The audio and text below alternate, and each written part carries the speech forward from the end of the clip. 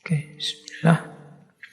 Assalamualaikum warahmatullahi wabarakatuh. Bismillahirrahmanirrahim. Alhamdulillahirabbil alamin. Assalatu wassalamu ala asyrafil anbiya'i wal mursalin. Sayyidina wa maulana Muhammadin wa ala alihi wa ashabihi wa man tabi'ahum bi ihsanin ila yaumiddin. Amma ba'du. Bismillah teman-teman, mari kita lanjutkan lagi. Kita mulai lagi ngaji rutin kita, ngaji filsafat kita.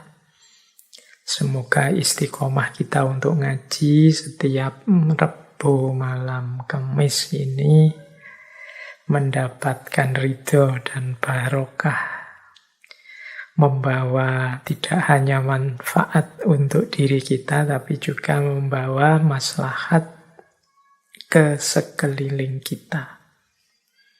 Semoga kualitas hidup kita, kualitas berpikir, kualitas mental, kualitas hati nurani, kejernihannya semakin meningkat sedikit demi sedikit. Baik, malam hari ini kita ada di sesi yang terakhir dari tema para penakluk. Malam hari ini kita bertemu tokoh kita sendiri, nenek moyang kita sendiri yang juga tidak kalah dahsyat, tidak kalah hebat dari para penakluk yang lain. Insya Allah teman-teman mendengar nama ini sejak dulu sekolah SD, bahkan mungkin sejak TK. Bahkan mungkin kemana-mana kita bertemu dengan nama beliau. Bisa di nama jalan, nama gedung, nama perusahaan, mungkin nama toko, dan lain sebagainya. Ini menunjukkan paling tidak betapa besarnya tokoh yang kita bahas malam hari ini, yaitu Gajah Mada, Mahapatih yang sangat masyhur dari Mojopahit, atau kalau nama Sanskertanya Wilwotikto. Tema-tema seperti ini, tema-tema yang mengangkat putra-putra bangsa yang hebat seperti ini menurut saya penting, khususnya untuk hari-hari ini. Dalam hal kebanggaan kita dan cinta kita kepada tanah air. Saya tidak tahu mengapa rasanya belakangan banyak sekali muncul sikap-sikap, perilaku-perilaku, termasuk kata-kata yang konotasinya itu lenyapnya rasa cinta dan bangga kepada tanah airnya sendiri. Mungkin teman-teman sering ya kalau yang mengikuti Instagram, Twitter, YouTube, media sosial lainnya, di komen-komennya itu kan banyak bertaburan orang ngomong, kadang-kadang ya sakarepe dhewe, banyak juga yang hanya iseng. Tapi beberapa diksi-diksi yang sempat saya lihat, kan ada diksi-diksi itu yang menganggap tanah airnya sendiri, bangsanya sendiri itu sebagai bangsa dan tanah air yang yang rendah, yang inferior, yang tidak maju, yang banyak diksi-diksi yang konotasinya ke sana. Misalnya, ya itulah bangsa Indonesia, itulah masyarakat plus 62, yaitu konotasi-konotasinya ini, yang diksi semacam ini itu kan konotasinya hilangnya rasa kebanggaan kita sebagai bangsa Indonesia, hilangnya rasa cinta kepada tanah air. Semoga yang kita temui di medsos-medsos itu maksudnya tidak ke situ. Mungkin hanya iseng atau salah ngomong saja. Karena orang yang tidak cinta dan tidak bangga kepada tanah airnya, itu berarti tidak mungkin dia bersyukur dengan berbagai nikmat, berbagai anugerah yang diberikan oleh Allah. di tanah air kita ini. Mungkin setiap kali dia tersiksa dan mengeluh, mengapa aku kok lahir di sini, kok tidak lahir di negara-negara yang maju sana, di negara-negara yang baik, yang bukan di sini mungkin. Semoga yang seperti ini tidak ada ya di kita. Percayalah bangsa kita, tanah air kita ini bangsa yang besar, punya sejarah yang juga besar. Tokoh-tokoh besar banyak lahir dari sini. Oke, jadi antara lain marilah kita kikis rasa-rasa tidak percaya diri, rasa-rasa inferior sebagai bangsa. Antara lain dengan kita belajar menengok sejarah, termasuk tokoh kita malam hari ini yaitu Gajah Mada. Kalau dulu zaman saya sekolah itu tentang inferioritas tadi ya, tentang tidak enak hidup di negara sendiri. Itu zaman saya sekolah, kalau pelajaran bahasa Indonesia itu kan ada peribahasa, daripada hujan emas di negeri orang, lebih baik hujan batu di negeri sendiri. Ini kan peribahasa yang menunjukkan betapa cintanya seseorang kepada tanah airnya. Meskipun di negeri orang sedang hujan emas, betapa majunya mereka, betapa dahsyatnya mereka, dan lain sebagainya, lebih milih negerinya sendiri, meskipun di negerinya sendiri sedang hujan batu. Banyak sekali kepahitan-kepahitan, banyak sekali problem-problem, masalah-masalah. Semoga kita tidak sebaliknya. Semoga kita tidak punya pandangan begini, meskipun hujan emas di negeri sendiri, betapa banyak kenikmatan di negeri sendiri, tetap lebih menarik hujan batu di negeri orang. Karena mungkin sudah terlanjur kecewa dengan bangsa atau negaranya sendiri. Semoga kita tidak di situ. Baik, itu pengantar. Malam hari ini kita akan membahas tentang beliau Mahapatih Gajah Mada. Insya Allah tentang beliau ini sebagian besar teman-teman yang mengikuti ngaji filsafat sudah pernah mendengar dan sedikit-sedikit tahu apa saja prestasi-prestasi yang diraih oleh beliau ini. Karena di pelajaran-pelajaran sekolah yang saya ingat dulu sejak SD, karena saya sekolahnya mulai SD, saya orang zaman dulu tidak pernah sekolah TK. Sejak SD itu sudah mendapat informasi sejarah, termasuk sejarahnya Mojopahit, Singosari, dan lain-lain. Berarti juga termasuk tentang Gajah Mada ini. Semoga anak-anak kita hari ini juga sudah mendapatkan informasi yang sama. Dalam rangka apa? Antara lain tadi saya sebut ya, dalam rangka kebanggaan terhadap bangsa dan tanah air. Baik, malam hari ini sedikit-sedikit mari kita bahas tokoh kita. Saya mengambil referensi mungkin dari beberapa naskah-naskah, misalnya dari Negara Kertagama, kemudian dari Pararaton, kemudian dari Kakawin Gajah Mada, termasuk dari Babat Gajah Mada dan beberapa sumber yang lain. Jadi semoga referensi-referensi ini nanti membantu kita untuk lebih memahami Gajah Mada. Saya tahu karena beliau ini termasuk tokoh yang juga misterius dalam banyak hal tentang detail hidup beliau. Mungkin yang saya sampaikan malam hari ini itu berbeda dengan versi teman-teman yang lain. Ya monggo lah, dari banyak versi yang ada, monggo teman-teman yakin yang mana, karena menurut saya yang lebih penting, yang paling penting kita ambil malam hari ini adalah teladan-teladan, hikmah-hikmah, pelajaran-pelajaran dari perjuangan dan kepemimpinan Gajah Mada yang bisa kita ambil untuk meningkatkan kualitas hidup kita hari ini. Jadi fokus kita nanti ke situ. Yo, meskipun saya nambahi beberapa informasi-informasi yang saya sebut dari beberapa naskah tadi. Baik, kita mulai ya teman-teman membahas tokoh kita. Tadi sempat saya singgung bahwa tokoh kita ini sebenarnya banyak sekali misteri-misterinya. Sejak kelahiran sampai kematian. Dari sisi kelahirannya saja ada banyak sekali versi-versi. Ada yang bilang beliau ini lahirnya di Bali, ada yang bilang beliau lahirnya di Lamongan, ada macam-macam versi.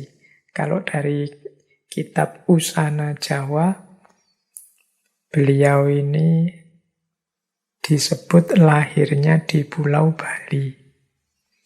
Kalau dari Serat Pararaton disebutkan bahwa beliau ini bukan lahir di Bali, tapi beliau ini sebenarnya anak dari Gajah Pagon. Gajah Pagon ini seorang pengawal dari Raden Wijaya. Jadi ceritanya Raden Wijaya saat itu mengungsi ke Madura setelah jatuhnya Singosari.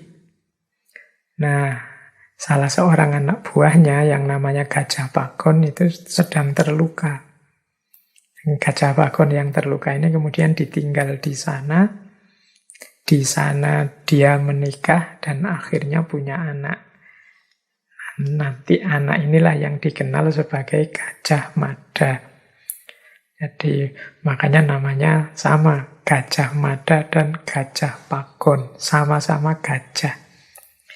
Istilah gajah ini sebenarnya simbol bagi sosok yang pemberani, tahan mental, tidak mudah menyerah, setia kepada pimpinannya, kemudian punya kekuatan untuk menyingkirkan aneka rupa penghalang.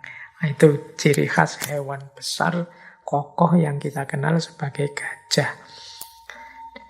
Nah, jadi ini versi yang lain, bahwa beliau ini putranya seorang pengawal dari Raden Wijaya. Kalau mengikuti Muhammad Yamin misalnya, kalau di bukunya Muhammad Yamin ini malah unik. Gajah Mada itu lahir dari dalam buah kelapa, tidak punya ayah, tidak punya ibu, dia adalah jelmaan Dewa Wisnu. Lahir atas kehendaknya dewa-dewa, itu dijelaskan antara lain di bukunya Muhammad Yamin yang judulnya Gajah Mada Pahlawan Persatuan Nusantara. Memang ada versi yang semacam ini. Ini versi yang tercampur dengan mitos-mitos. Karena memang ada banyak sekali mitos-mitos tentang Gajah Mada ini. Perlu treatment khusus untuk bisa menggali mana fakta, mana mitos kalau kita membaca naskah-naskah, serat-serat yang ada yang menginformasikan Gajah Mada. Ada pula versi dalam babat Gajah Mada itu yang mengatakan Gajah Mada ini anaknya Dewa Brahma. Ibunya adalah putri seorang pendeta zaman itu yang namanya Empu Sura. Dan setelah dewasa, beliau diangkat anak oleh Mahapatih Mojopahit. Ada pula versi yang bilang Gajah Mada itu sebenarnya lahirnya di Lamongan. Nama aslinya Mada atau Madali. Nanti beliau ini lahir dari perkawinan belasteran. Ibunya adalah putri seorang prajuritnya Maharaja Kertanegara dan ayahnya adalah seorang perwira Tartar. Ada juga versi yang semacam itu. Dan banyak versi-versi yang lain. Ini agak sulit kita menentukan sebenarnya pasnya itu seperti apa. Ya monggo teman-teman dengan keyakinannya sendiri-sendiri, atau kalau punya alatnya kita bisa menggali makna-makna dari mitos-mitos tadi untuk bisa menarik fakta sebenarnya seperti apa. Ya karena memang informasi-informasi lama dari nenek moyang itu kan memang sering dibungkus dengan simbol-simbol dan mitos-mitos. Misalnya tadi Gajah Mada yang anaknya dewa, misalnya itu kemungkinan dalam rangka menunjukkan bahwa kehadiran Gajah Mada dengan segala prestasinya itu hakikatnya adalah atas izin, atas ketentuan, dan memang sudah diskenario oleh dewa-dewa dan lain sebagainya. Itu versi-versi yang penting untuk kita telaah. Jadi membaca mitos itu, ini mungkin sedikit tambahan saja, ada beberapa cara. Nanti kalau teman-teman belajar mungkin ilmu-ilmu yang jenisnya semiotik, linguistik, atau semantik, itu nanti ada beberapa mode-mode cara kita menyikapi mitos. Misalnya, kalau masyarakat biasa yang awam itu memaknainya literal. Bunyinya itu dipahami itu. Ada yang dimaknai kontekstual. Dimaknai kontekstual itu dibaca sesuai dengan konteks dan situasi zaman itu. Jadi membacanya versi zaman itu, jangan versi hari ini. Kalau versi hari ini jadinya tidak masuk akal. Tapi harus dibaca kontekstual, sesuai konteksnya zaman itu. Dibaca kontekstual itu misalnya gini loh, wah kejam sekali ya sistem hukum zaman itu, masa hukuman dipenggal kepalanya, rasanya kok tidak manusiawi. Loh, tidak manusiawi itu mungkin dengan kacamata kita hari ini. Tapi dari kacamata zaman itu, ya memang mode hidupnya seperti itu. Kemarin kita cerita tentang Genghis Khan, Alexander the Great, itu kan rasanya, wah, itu hidup kok isinya bunuh-bunuhan terus. Dari konteks kita hari ini, itu rasanya keras sekali, tidak manusiawi. Tapi dilihat dari konteks zaman itu, ya memang cara berpikir mode hidup zaman itu seperti itu. Nah, ini membaca dengan memahami konteks zaman itu membacanya secara kontekstual. Jadi memang mode hidupnya seperti itu. Ada pula yang membacanya eksistensial. Membaca eksistensial itu membaca diambil versi kita hari ini. Kita maknai apa yang manfaat, yang cocok, yang bisa kita jalankan. Jadi membacanya tidak sekedar untuk memahami, tapi aku mengambil pelajaran apa yang bisa aku jalankan, yang bisa membantuku untuk eksis. Itu namanya eksistensial. Misalnya, dari kisahnya Gajah Mada ini, meskipun ada banyak mitos-mitos, aku mengambil pelajaran bahwa seseorang itu harus berani dan pintar memimpin. Nah, ini namanya makna eksistensial. Jadi makna yang kita hidupkan versi kita hari ini. Nah, ngaji-ngaji filsafat kita itu kan sering pakai gaya eksistensial ini. Bahkan mungkin termasuk malam hari ini. Jadi apa yang bisa kita ambil, apa yang bisa kita hidupkan, teladan-teladan, mungkin nasihat atau ajaran-ajaran dari Gajah Mada.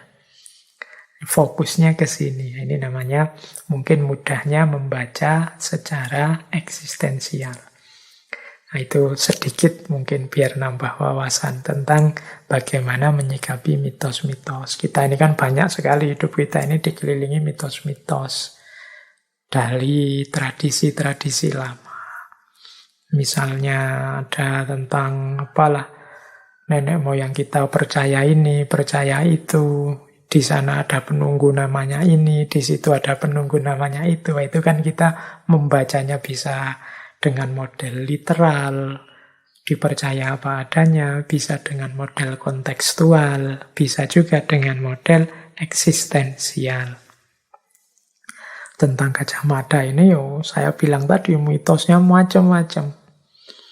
Bahkan kalau teman-teman membaca misalnya Kakawin Gajah Mada, di Kakawin Gajah Mada itu bahkan dijelaskan bagaimana Gajah Mada ini sangat sakti. Beliau ini bisa mengubah debu menjadi badai tofan, yang itu bisa memusnahkan musuh.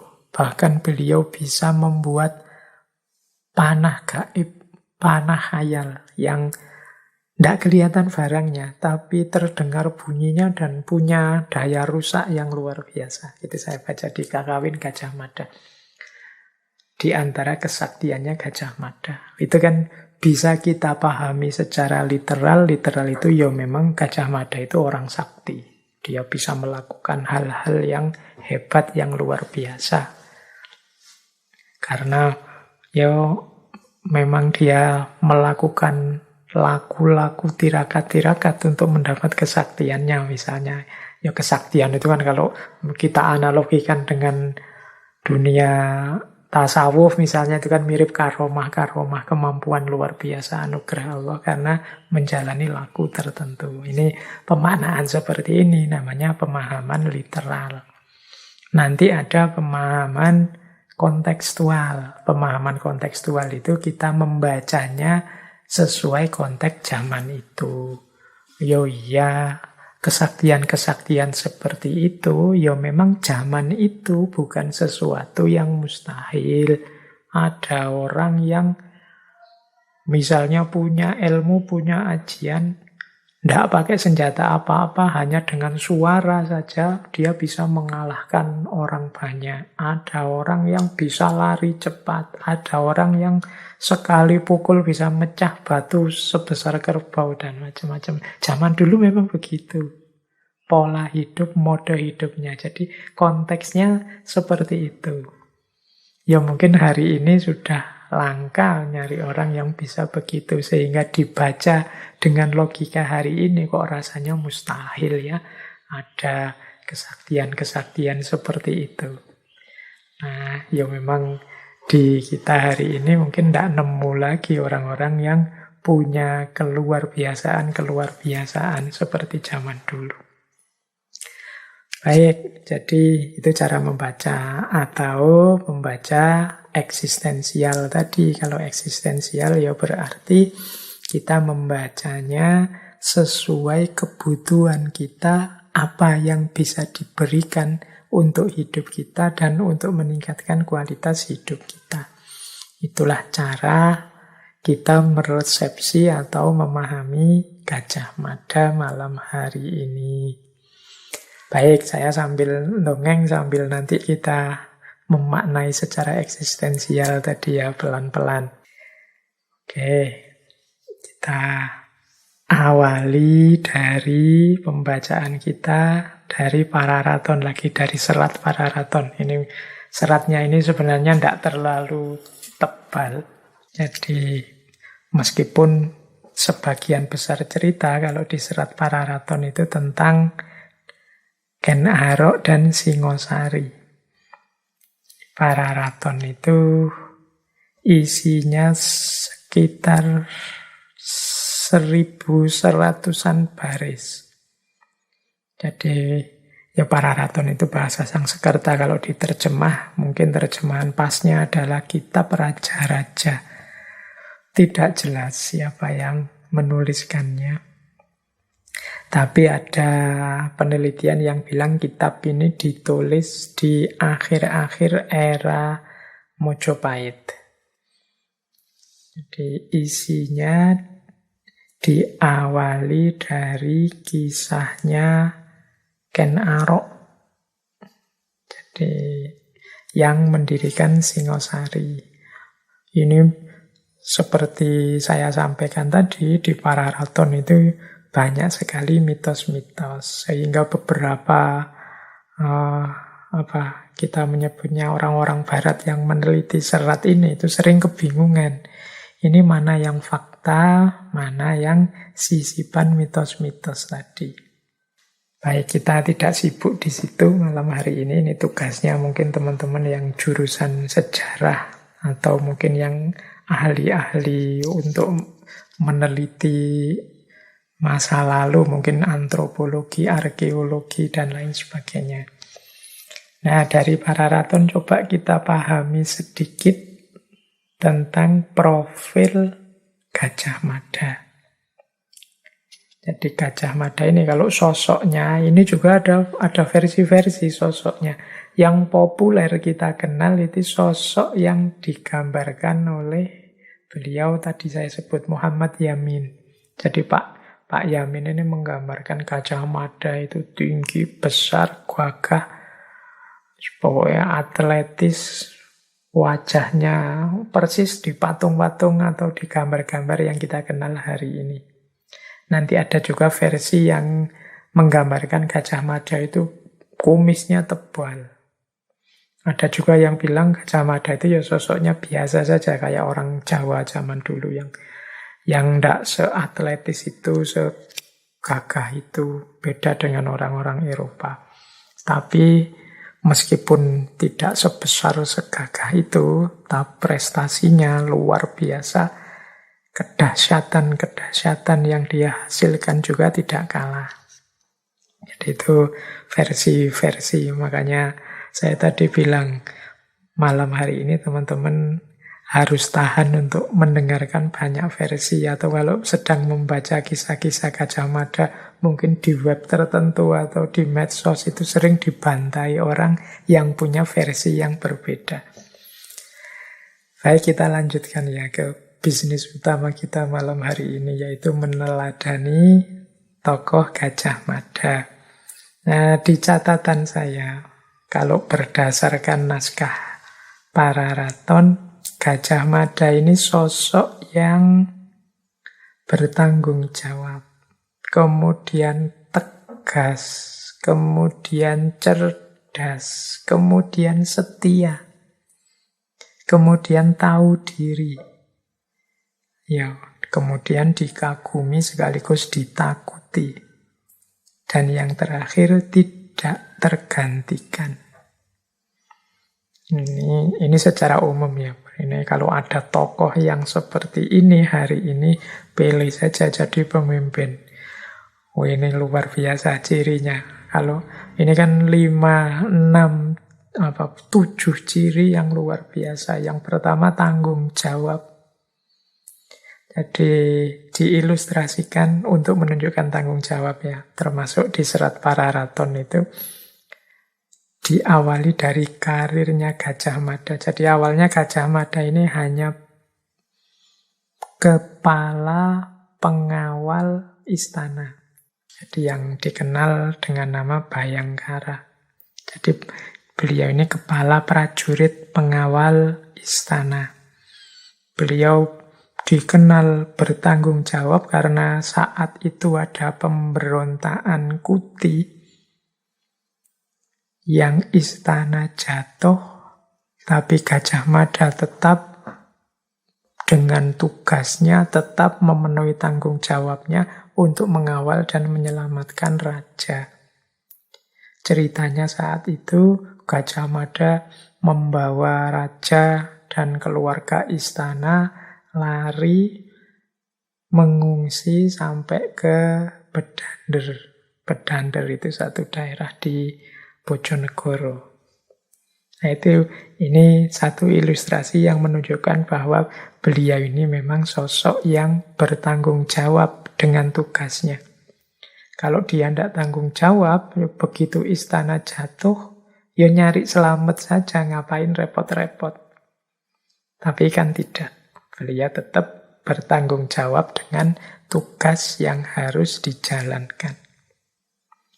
Kemudian yang kedua, beliau juga tegas.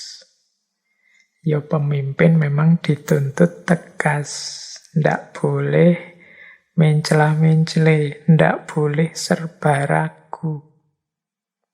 Ini kalau di Pararaton diilustrasikan misalnya melanjutkan tadi yang ngungsi. Saat mengungsi itu ada seorang pengalasan. Pengalasan ini sebenarnya prajurit khusus, prajurit rahasia yang tugasnya biasanya menyampaikan info atau menyampaikan surat. Nah, pengalasan ini saat dia ngungsi di Medander, izin pada Gajah Mada untuk pulang. Ini menurut pertimbangannya Gajah Mada, ini kita sedang ngungsi kok dia malah minta pulang. Jangan-jangan dia nanti membocorkan rahasia. Jangan-jangan dia nanti jadi sumber kita ketahuan. Nah, ini kan pertimbangan-pertimbangan yang harus diambil oleh Gajah Mada. Tapi orang ini terus memaksa. Nah, ceritanya kemudian orang ini terpaksa oleh Gajah Mada harus dibunuh demi keamanannya raja. Khawatir kalau ada pengkhianat nanti mengatasinya lebih susah. Ini salah satu contoh dari serat Pararaton tentang ketegasannya Gajah Mada. Kemudian yang ketiga, cerdas. Ini tidak perlu dijelaskan lagi ya kecerdasannya. Yo, contohnya tadi saja kita lanjutkan. Jadi istana jatuh, beliau membawa raja dan para keluarga istana ke Medander. Setelah itu beliau balik lagi ke istana, mengumpulkan orang-orang yang masih setia kepada raja.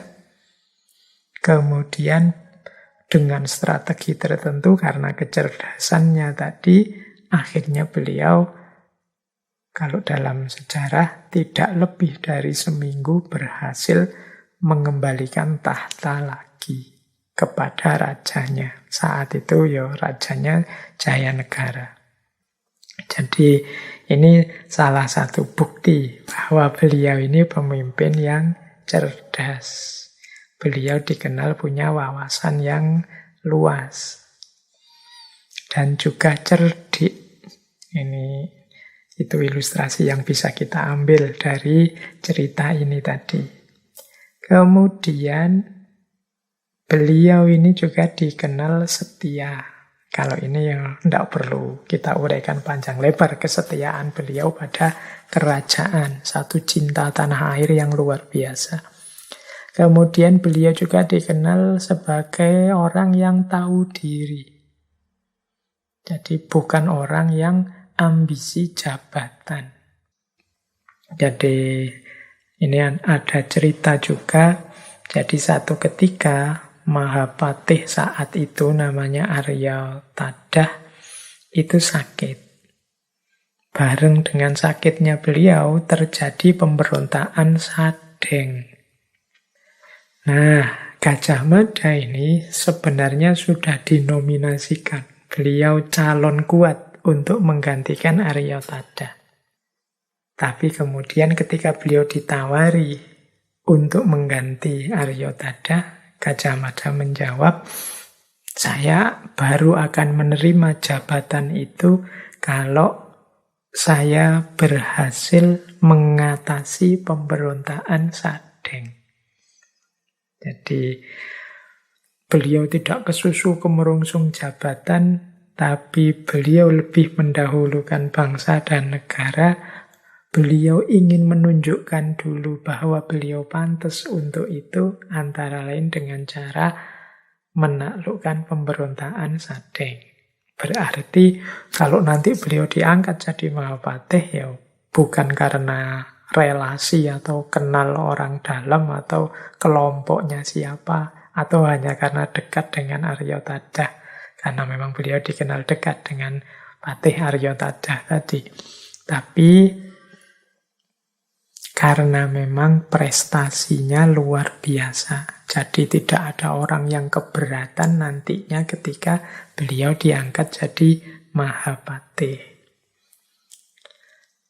Selanjutnya ada juga ciri yang populer sekali bahwa beliau ini dikagumi banyak orang. Kekaguman itu dimulai sejak beliau mancang sumpah yang kita hari ini masih hafal, yaitu Sumpah Palapa. Dan pada akhirnya upaya-upaya beliau untuk mewujudkan sumpahnya membuat Mojopahit jadi negara besar yang ditakuti. Kalau ini tidak diragukan lagi.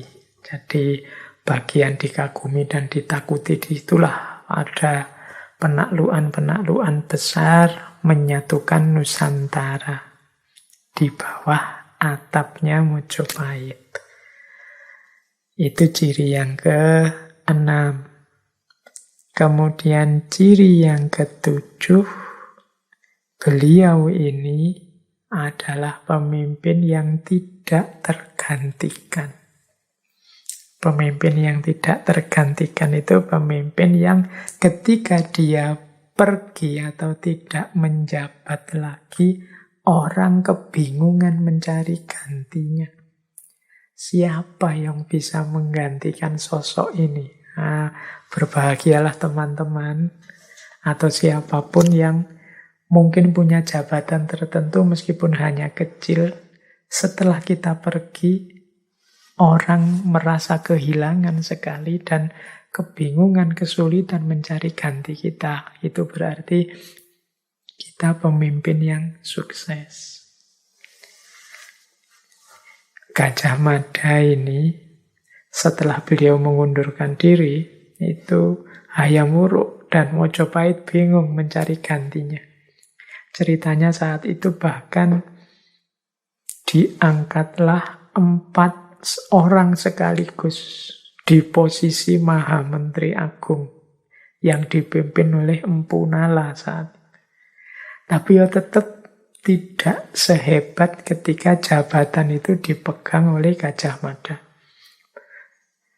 Jadi 4 Maha Menteri ini ternyata tidak sukses. Kemudian diganti lagi dengan 2 Maha Menteri, Gajah Enggon dan Gajah Manguri. Tapi ya tetap tidak sukses. Ini menunjukkan dari sini saja kelihatan betapa dahsyatnya, betapa hebatnya seorang Gajah Mada. Oke, jadi ini menurut saya beberapa profil Gajah Mada yang saya simpulkan dari narasi-narasi yang ada dalam serat Pararaton. Baik, sekarang kita lanjutkan lagi. Kalau tadi serat Pararaton, sekarang kita geser ke Kakawin Negara Kertagama. Kalau ini dibandingkan Pararaton, itu para ahli menyebut Kakawin ini lebih informatif, lebih jelas informasinya tentang Mojopahit, Hayam Wuruk, dan Gajah Mada. Kalau tadi Pararaton kan tidak jelas yang nulis siapa. Kalau Negara Kertagama ini, Negara Kertagama itu makna literalnya negara dengan tradisi yang suci. Negara yang suci atau mudahnya begitu. Ini naskah ini selesai ditulis sesuai informasi di naskah itu, yaitu tahun Saka 1287. Atau kalau tahun Masehi ya 1365. Penulisnya, orang sering menyebut yang nulis itu Empu Prapanca. Tapi Empu Prapanca ini sebenarnya nama samaran. Menurut beberapa penelitian, nama aslinya penulisnya adalah Dang Acaryana Dendra. Ini tokoh urusan agama Buddha yang ada di Istana Mojopahit. Beliau ini putranya pejabat tinggi yang mengurusi agama Buddha. Di Mojopahit saat itu ada jabatan namanya Dharmadhyaksa Kasogatan. Ini Kasogatan ini berarti pejabat negara untuk urusannya agama Buddha. Negara Kertagama ini kakawin yang sifatnya apa namanya, kalau dalam sastra Jawa itu namanya puja sastra. Puja sastra itu ya isinya memang sanjungan dan pujian-pujian, menjelaskan kebesaran Mojopahit dan raja-rajanya. Termasuk di situ banyak juga dijelaskan tentang Gajah Mada. Jadi jenis puja sastra itu ya isinya ya sejarah yang memuji dan mengagungkan rajanya. Makanya di negara Kertagama ini tidak akan ketemu informasi misalnya tentang perang Bubat yang populer sekali. Itu peristiwa Bubat ini kan peristiwa yang dianggap mengurangi kebesarannya Mojopahit, termasuk menjatuhkan namanya Gajah Mada. Itu tidak akan ketemu di Kakawin Negara Kertagama. Mungkin ketemunya di naskah yang lain, misalnya di Kidung Sunda. Nah, dari Kakawin ini, kalau tadi yang dari Pararaton itu kan kita menyimpulkan dari narasi-narasinya. Tapi kalau di Kakawin Negara Kertagama ini dijelaskan detail. Kita tidak perlu menyimpulkan, wong sudah dijelaskan. Karakter kepemimpinan, karakter ciri wataknya seorang Gajah Mada. Banyak sekali, mulia-mulia semua. Kalau teman-teman menggali dari naskah itu, karena banyak terus saya klaster jadi 3. Ada karakter intelektual, ada karakter emosional spiritual, ada karakter sosial politik. Nah, kalau karakter intelektual disebut di negara Kertagama itu, Gajah Mada itu seorang yang wicaksaning noyo. Wicaksaning noyo itu orang yang bijaksana. Orang yang bijaksana itu berarti orang yang tahu apa yang harus dilakukan, apa yang jangan dilakukan. Apa yang harus diucapkan, apa yang jangan diucapkan. Tahu apa yang terbaik yang harus diputuskan. Nah, itu orang bijaksana. Dan ini menjadi karakter utama, karakter intelektual seorang Gajah Mada. Kemudian yang kedua, Wakmi Wakpatu.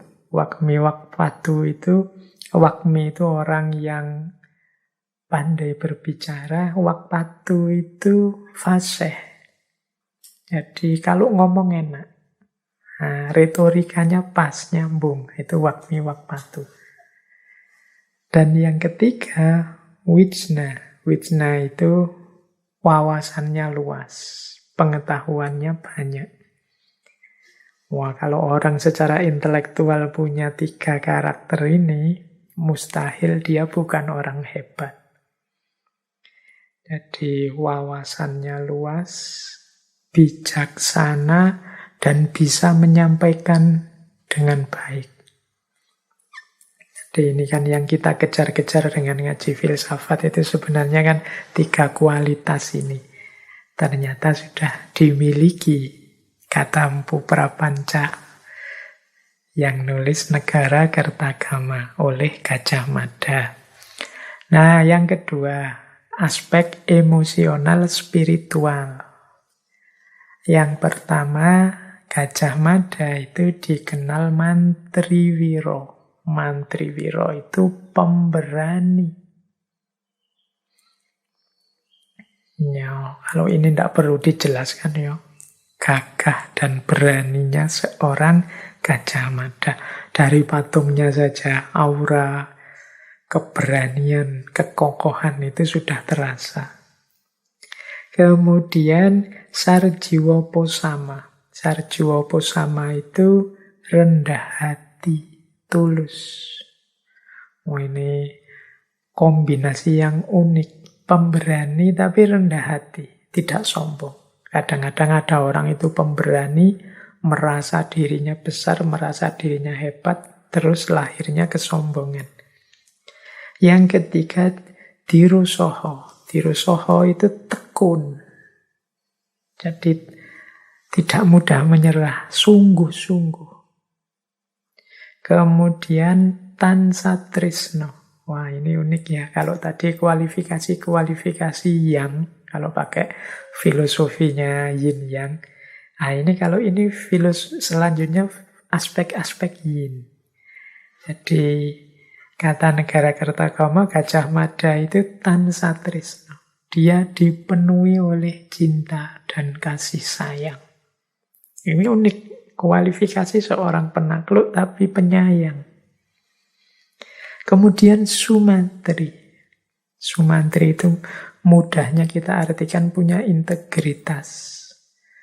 Nama Sumantri ini kan kalau teman-teman suka dengan ceritanya wayang, kisah Sumantri ini ada dalam cerita Prabu Arjuna Sosrobahu dari Maespati. Ini kalau di cerita wayang ya, nama lengkapnya Bambang Sumantri. Dia ini anak padepokan yang sakti, yang kemudian melamar pekerjaan kepada Prabu Arjuna Sosrobahu. Dan nanti dikenal sebagai pejabat yang jujur, tulus, tekun, punya integritas. Jadi punya integritas itu ideal-ideal moral, ideal-ideal sosial, ideal-ideal spiritual yang dia miliki itu tertanam integral dalam dirinya. Itu namanya orangnya disebut orang yang punya integritas. Tidak sekedar di mulut saja, tidak sekedar sumpah di kertas saja, tapi nilai-nilai itu merasuk dalam dirinya. Itu makanya di antara ciri karakternya Gajah Mada itu Sumantri, sosok yang penuh integritas. Kemudian prasojo, sederhana. Kalau ini sebenarnya konsekuensi logis dari sumpah beliau sendiri. Untuk tidak hidup bermewahan enak-enakan sebelum Nusantara dipersatukan. Nah ini kan makanya kalau beliau kok hidup sederhana itu ya memang sumpahnya beliau begitu.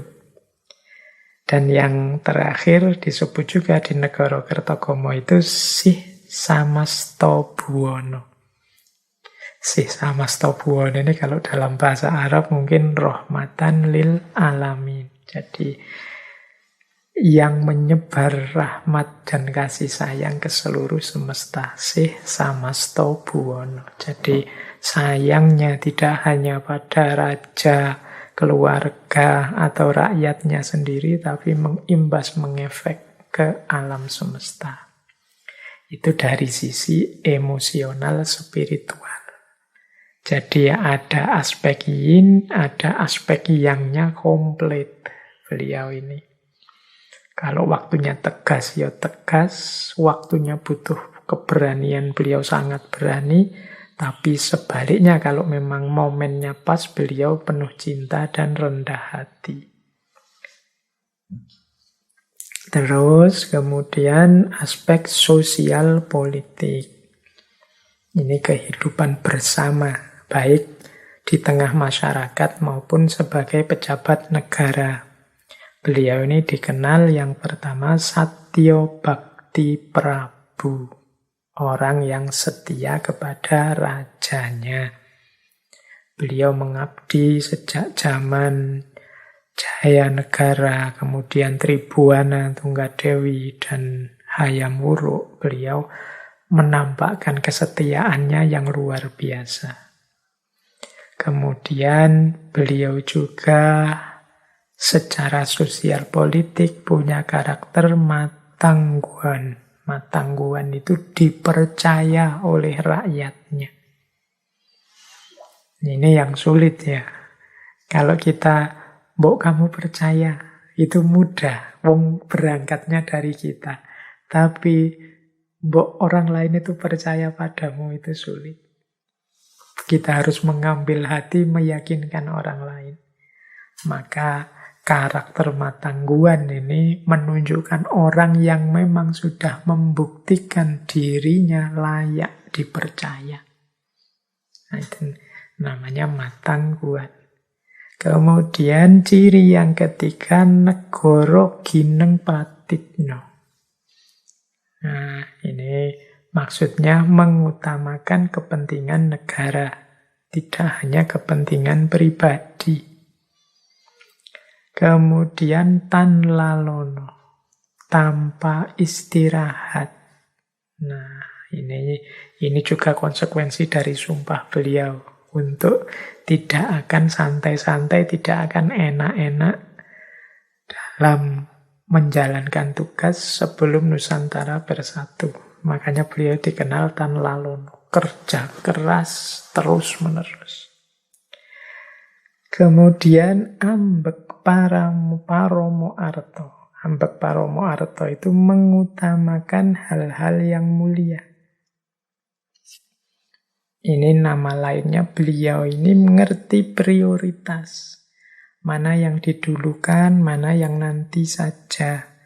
Mana yang penting sekali, mana yang kapan-kapan saja diwujudkan. Nah, itu namanya ambek paramoarto. Kemudian divyocito. Divyocito itu terbuka, akomodatif, aspiratif. Jadi beliau mendengarkan suara-suara, usulan-usulan, kritikan-kritikan yang lain. Ini berarti meskipun beliau ini pintar, wawasannya luas, tidak merasa tahu segalanya. Jadi masih mau mendengarkan yang lain. Kemudian nayak akan musuh, menaklukkan musuh. Ini salah satu kemahiran beliau juga. Baik sebagai individu dengan kesaktian-kesaktiannya maupun sebagai panglima perang. Dan di antara karakter beliau adalah Wijoyo. Wijoyo itu menang. Mampu menyelesaikan masalah, mampu mewujudkan kejayaan. Itu Wijoyo.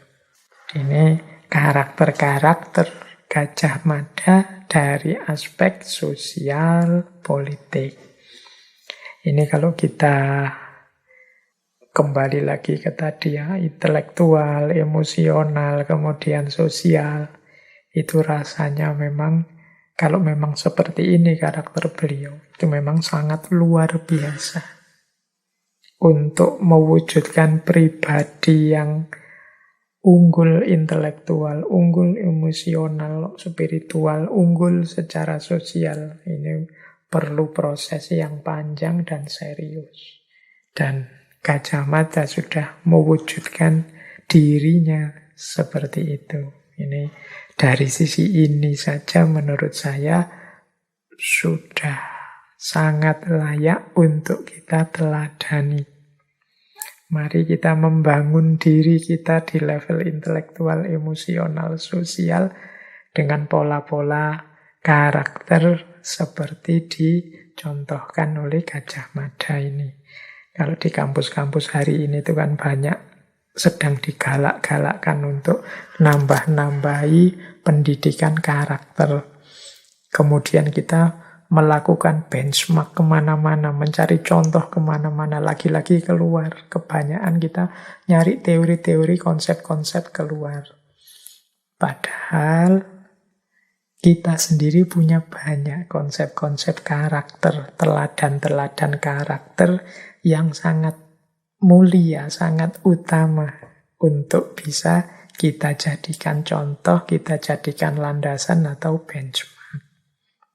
Tidak hanya harus dari luar. Jadi ini mungkin untuk menyadarkan kita bahwa kita ini bangsa yang besar. Jadi konsep-konsep besar tidak harus kita cari di luar. Di dalam juga ada banyak sekali konsep-konsep besar. Termasuk konsep karakter yang dikembangkan oleh Gajah Mada ini. Mungkin hanya kita saja yang kurang dalam menggalinya. Padahal kita punya banyak mutiara-mutiara. Baik, kita lanjutkan ya. Wah, sudah hampir 1 jam ini cuma informasi-informasi dan banyak dongeng kita tentang Gajah Mada. Tidak apa-apa ya. Yang penting malam hari ini semangat kebanggaan sebagai bangsanya bisa hidup. Nah, kita masuk sekarang ke isu yang sangat terkenal, yaitu Sumpah Palapa. Ini sumpah yang dilakukan oleh Gajah Mada setelah beliau diangkat jadi Mahapati. Ini sumpah ini rasanya ambisius sekali, termasuk zaman itu juga banyak pejabat-pejabat yang menertawakan. Tapi karena kesungguhan dan keseriusan seorang Gajah Mada, sumpah yang rasanya mustahil ini akhirnya bisa terpenuhi.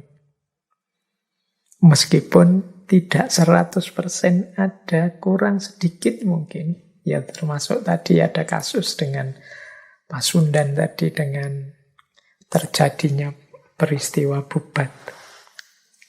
Nah, ini dikenal dengan nama Sumpah Palapa. Nama istilah palapa itu diambil dari satu kata yang ada di